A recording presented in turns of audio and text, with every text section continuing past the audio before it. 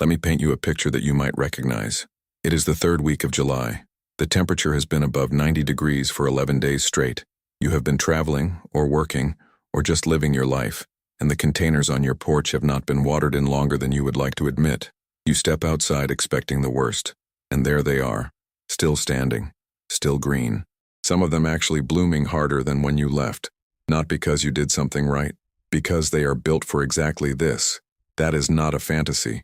That is what happens when you choose the right 13 plants for your containers. Plants that were not designed for greenhouse conditions where someone is misting them twice a day. Plants that evolved under brutal sun, extended drought, sudden downpours, and complete indifference from the environment around them. Plants that carry those survival mechanisms in their genetics and bring them to your porch, your patio, your balcony, your front steps, every single season, year after year, without you having to perform some kind of horticultural miracle to keep them alive. This video is not about easy plants in the way that word usually gets used, meaning plants that are easy to kill and easy to replace. It is about plants that are genuinely tough, scientifically, biologically, evolutionarily tough. And I am going to explain exactly how each one is built, what specific mechanism it uses to handle heat, rain, drought, or neglect, and exactly how to set it up correctly so it performs at the level it is capable of. 13 plants, 20 minutes, a container garden that survives everything your summer throws at it and comes back next spring ready to do it again. Let us start with the plant that arguably does the most impressive thing on this entire list. Number 1 is sedum, and specifically, I want to talk about what is happening inside a sedum leaf when the temperature climbs above 90 and nothing else on your porch is managing. Each sedum leaf is a water storage organ.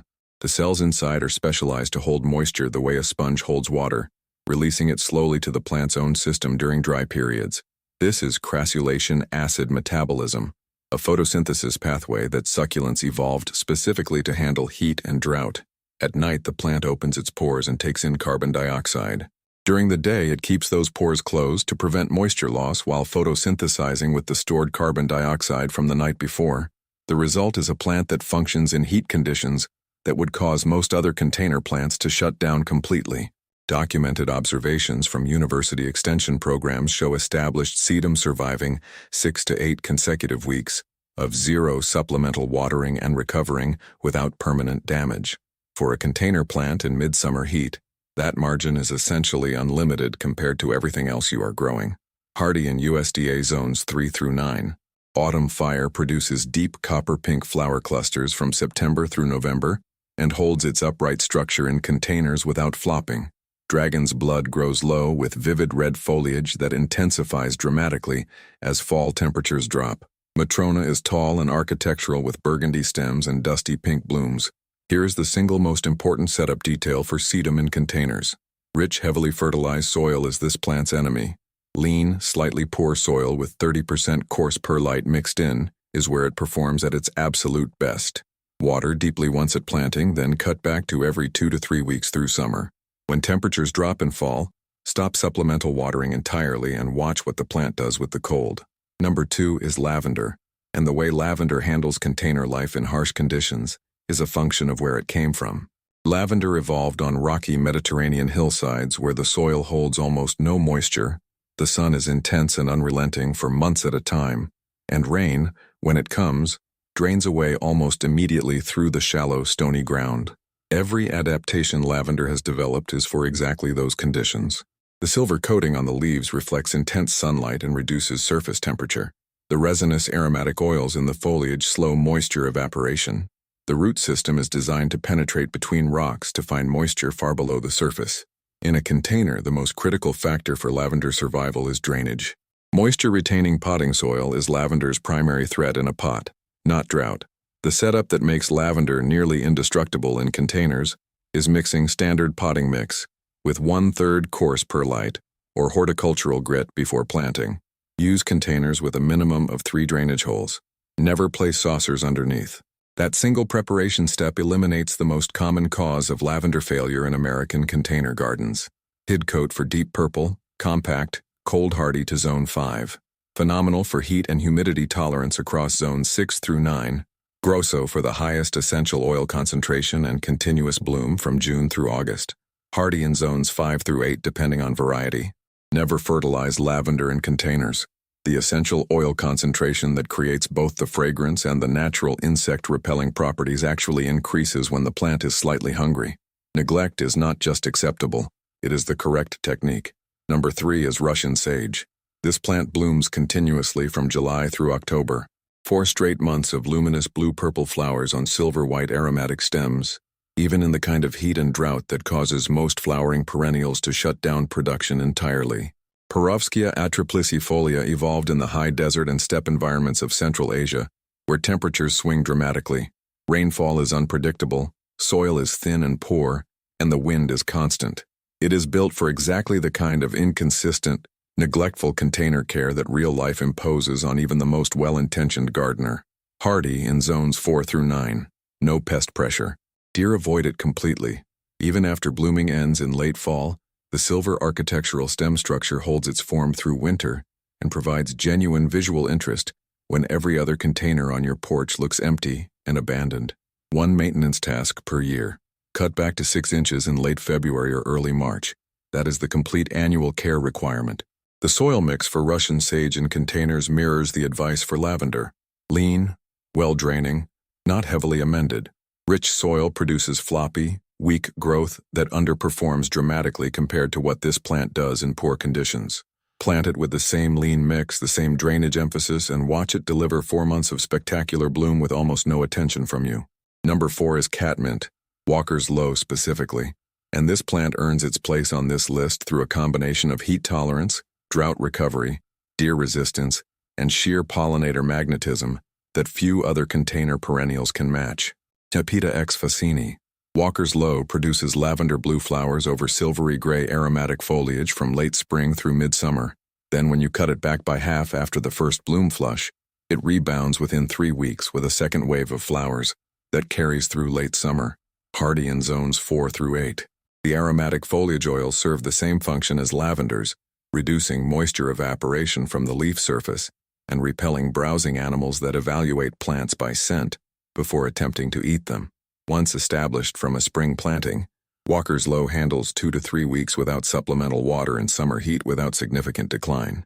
During a heat wave, the silvery foliage may look slightly less vibrant than it did in cooler conditions, but it recovers immediately when temperatures moderate. The critical container setup for catmint is the same principle that applies to all aromatic Mediterranean origin perennials on this list. Excellent drainage. A mix of quality potting soil with 20 to 30% coarse perlite. Containers with multiple drainage holes and no saucers. Full sun to light shade, though full sun produces the most compact, floriferous growth habit. Feed once in spring with a slow-release fertilizer, and then largely leave it alone through the season. Number 5 is hens and chicks. And if you have never grown these in containers, you are missing the most structurally fascinating and effortlessly multiplying plant available to American gardeners in zones 3 through 8. Semper vivum, the Latin name meaning always alive, is not marketing language. It is an accurate biological description. These plants survived the ice ages by growing in exposed rock crevices at high elevation across the Alps and Carpathian Mountains, with scorching summers, brutal winters, almost no soil, and moisture only from occasional rain and snowmelt. Your container garden, even a neglected one, is 5-star accommodations by comparison. The mother rosette produces smaller rosettes called chicks continuously around its outer edge. Each chick is a genetically complete individual plant that separates with your fingers and establishes in fresh containers with minimal soil. The mother hen blooms once after several years and then dies, but by that point she has produced enough chicks to fill multiple containers several times over. In USDA zones 3 through 8, hens and chicks handle hard freezes without any protection whatsoever, which makes them uniquely valuable as a container perennial that genuinely overwinters in place without you moving anything. They thrive in containers as shallow as 4 inches deep, making them ideal for windowsill gardens, wall planters, and small balconies where larger container depths are not practical. Number 6 is coneflower, and what makes Echinacea remarkable for container growing is not just its heat tolerance, but the specific way its deep taproot system functions in a container environment. In the ground, Echinacea sends a taproot down 2 feet or more to access moisture far below the surface. In a container, that taproot is redirected laterally, and it produces a plant that is remarkably efficient at extracting every available drop of moisture from the container's soil volume before showing any visible stress. Established echinacea in a well-sized container, 16 inches or larger in diameter, handles periods of 1 to 2 weeks without watering during summer heat. Hardy in zones 3 through 9. Magnus purple for the classic large-headed purple form. White swan for pure white with warm orange centers. Hot papaya for the most dramatically different double orange-red variety currently available. Leave the seed heads standing through winter. They feed goldfinches and chickadees through the coldest months, and they are genuinely beautiful with frost on them on a December morning. Number 7 is black-eyed Susan, and this plant builds its heat and rain tolerance from a root system that is genuinely impressive for a flowering perennial. Rudbeckia fulgida goldsturm has a fibrous root structure that expands rapidly outward through container soil, creating a dense network that holds soil moisture efficiently while simultaneously anchoring the plant against heavy rain that might otherwise tip a lighter-rooted plant. It blooms from July through October, golden yellow petals around deep chocolate-brown centers, in the kind of sustained summer heat that causes many flowering perennials to stop producing new buds. Hardy in zones 3 through 9. Plant in a container 16 inches or larger in diameter to give that root system the room it needs to do what it does naturally. Regular deadheading through the peak bloom period extends production, but if you miss a week or two of deadheading, it simply self-cleans and continues. The tolerance for irregular care is built in. Number 8 is daylily, and the argument for daylily as a container plant starts with the word hemeroculus itself, which translates from Greek as beautiful for a day. Each individual flower lasts exactly 1 day, but each stem carries multiple buds that open sequentially, and an established container daylily produces so many stems simultaneously that the display runs continuously for weeks. Hardy in zones 3 through 9, which covers essentially every American garden. Stella de Oro for compact, continuous gold bloom that keeps producing from spring through frost. Happy returns for soft pale yellow with excellent heat tolerance that makes it particularly valuable in the South. Purple de Oro for rich deep purple in the same reliable compact habit. One critical safety note: daylilies are acutely toxic to cats. Every part of the plant, including the pollen and the water, in a vase containing cut flowers. If cats have access to your container garden, remove daylilies entirely or create a complete physical barrier. For every other household, a single daylily container planting this spring becomes multiple free plants within 3 years through division. Number 9 is lamb's ear, and the mechanism by which lamb's ear handles heat in a container is one of the most elegant biological solutions in the plant world. Stachys byzantina evolved on rocky, sun-baked hillsides in Turkey and Iran, where summer temperatures regularly exceed 100 degrees Fahrenheit and rainfall may be absent for months. The dense layer of silver-white woolly hairs that covers every leaf surface is the survival system. Those hairs reflect intense sunlight to prevent the leaf from overheating. They trap a thin layer of dry air against the leaf surface that slows moisture evaporation dramatically. They physically intercept raindrops before they can remain on the leaf surface and create the damp conditions that promote fungal disease. When you overwater lamb's ear, those hairs flatten and trap moisture, and the plant declines. When you leave it alone in heat and drought, the hairs stay upright and silver and the plant becomes more visually striking with every week of dry conditions. Hardy in zones 4 through 8. Big ears for leaves up to 6 inches long. Helen von Stein for maximum silver foliage production with minimal flowering. Place it at the front edge of a container arrangement and watch what happens. People cannot resist touching it. Number 10 is ornamental grass, specifically blue fescue for smaller containers and Karl Förster feather reed grass for larger ones. Grasses handle heat and rain and neglect through a fundamentally different mechanism than the flowering perennials on this list. The leaf structure of ornamental grasses is designed for water efficiency at the cellular level, with narrow leaf surfaces that minimize solar exposure and waxy coatings that reduce moisture loss. When rainfall is excessive and most other container plants are sitting in waterlogged conditions that compromise their roots, grasses drain efficiently and continue functioning normally. When heat and drought arrive, grasses may slow growth temporarily, but rarely suffer the kind of tissue damage that causes other plants to decline visibly. Blue fescue forms compact blue-gray mounds at 10 to 12 inches, perfect for smaller containers and mixed arrangements. Hardy in zones 4 through 8. Karl Förster stands narrow and upright at 4 to 5 feet, the most architectural container grass available, with wheat-colored feathery plumes from midsummer through winter. Hardy in zones 4 through 9. Number 11 is Heuchera, coral bells. And this plant belongs on this list specifically because of what it does in extreme heat combined with its nearly unmatched foliage color range. Heuchera's heat tolerance is partly structural. The leaves have a waxy surface coating that reduces moisture evaporation, and the plant's compact mounding growth habit keeps the crown and root zone shaded from direct sun by its own foliage. Palace purple for deep burgundy that appears almost black in certain light. Lime Ricky for electric chartreuse that illuminates shady containers. Caramel for warm amber orange that shifts throughout the season. Hardy in zones 4 through 9, with some varieties performing in zone 3. One setup adjustment that most gardeners miss. Heuchera produces its most intense foliage color in bright indirect light or 2 to 3 hours of gentle morning sun, not deep shade. Move your containers to where they catch morning light and watch the color intensity change within 2 weeks. Number 12 is Astilbe, and this plant earns its place on a list about surviving neglect for a specific reason that goes against what most people assume. Astilbe is often thought of as a fussy shade plant that needs constant moisture. In the ground, that reputation is partly deserved. In a container, where you control the watering and the drainage, Astilbe is actually more reliable and more spectacular than in any ground planting, because you can provide the consistent moisture it wants without the drainage problems or root competition that ground planting creates. A container Astilbe produces bigger plumes and longer bloom periods than an equivalent ground-planted specimen.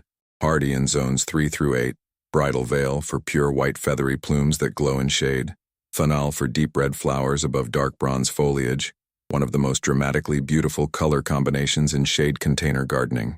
Keep the soil consistently moist, never waterlogged, and feed every 2 weeks with a balanced fertilizer through the growing season. Number 13 is Hellebore.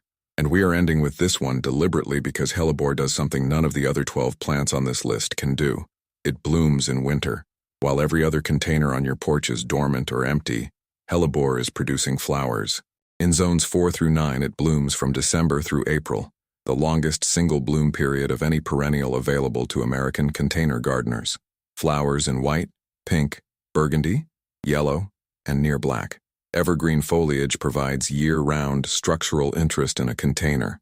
Thick, deeply divided, glossy leaves that look architectural and intentional in every month of the year. Ice and roses red for deep burgundy flowers blooming December through March. Wedding party for pure white double flowers from January through April. Hardy in zones 4 through 9. In the hardest zones, place containers against a protected south-facing wall before the coldest weeks.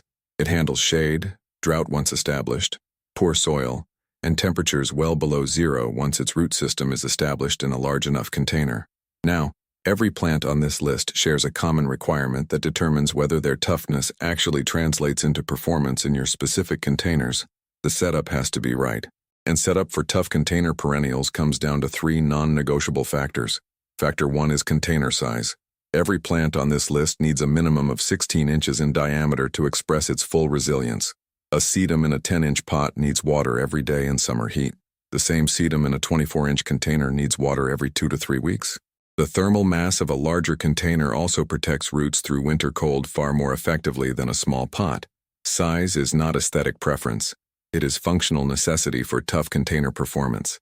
Factor 2 is drainage. Every perennial on this list, without a single exception, requires excellent drainage to perform at the level of toughness it is capable of. Roots sitting in waterlogged soil cannot access oxygen. They weaken. The plant loses its drought tolerance and its heat resilience simultaneously. 3 drainage holes minimum per container.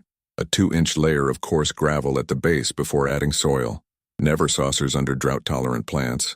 Water should drain visibly within 15 seconds of application. Factor 3 is the soil mix.